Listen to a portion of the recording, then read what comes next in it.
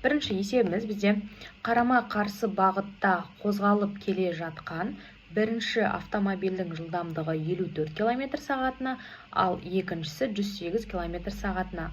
Автомобильдердің салыстырмалы жылдамдықтары км сағат, ал жауаптар метр секундпен, сондықтан метр секундқа айналдырамыз.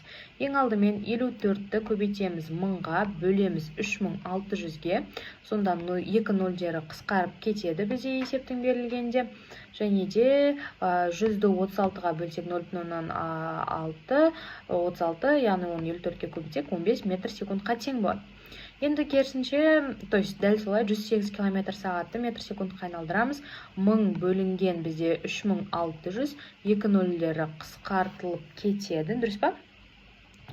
Қысқартып тастаймыз 2 нөлін. Сонда бізде бұл тең болады 30 метр секундқа. Сонда 36 км сағатымыз бізде тең болады белгілі бір 10 метр секундқа, ал 18 км сағатымыз тең болады белгілі бір 5 метр секунд жылдамдыққа. Дұрыс па? Бірлік уақытта. Ал 54 км сағатымыз тең болады, бұл бізде қазір 3615, онда 15 метр секундқа тең болады. Бұл жылдамдықтар не үшін жазып жатырмын? Қазір айтам, 72 км сағатты айналдырған кезде 20 метр секундқа тең болады, ал 108-ді айналдырғанда қазір ғана жаздық, бізде 30 метр секундқа тең болады. 54 108-дің 2 еселенген түрі. Достар, бұл формулалардың барлығы бізде, бұл белгілердің барлығы бізде есептерде көп беріледі, есептің шартында. Сондықтан жаттап алсаңыздар да болады. Енді есепті бастайық.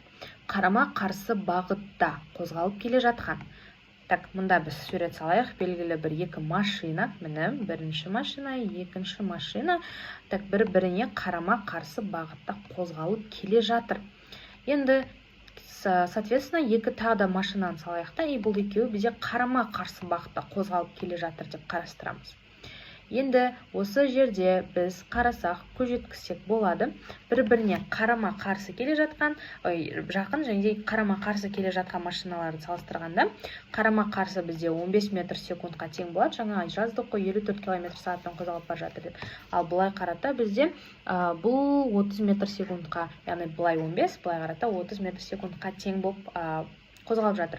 Енді бізде екеуінің ортасы координатаның басы болып есептелінеді. Егер де біз осы екеуін шығару үшін общий жылдамдығы, общий арақашықтық бізде 45 метр секунд қой, дұрыс па? Осы 45 метр секундты екі автомобиль белгілі бір секундта жүрген. Яғни біз тапсақ болады, біздегі v-мыз, жалпымыз 45 метр секундқа тең, және де бір-біріне қарама-қарсы бағытта қозғалып келе жатқан жылдамдықтарды табу үшін не істейміз? Яғни бірінші жылдамдық пен екінші жылдамдықтарды бір-біріне қосамыз. Сонда 15 плюс 30 тең болады бізде 45 метр секундқа, яғни е жауабы. Енді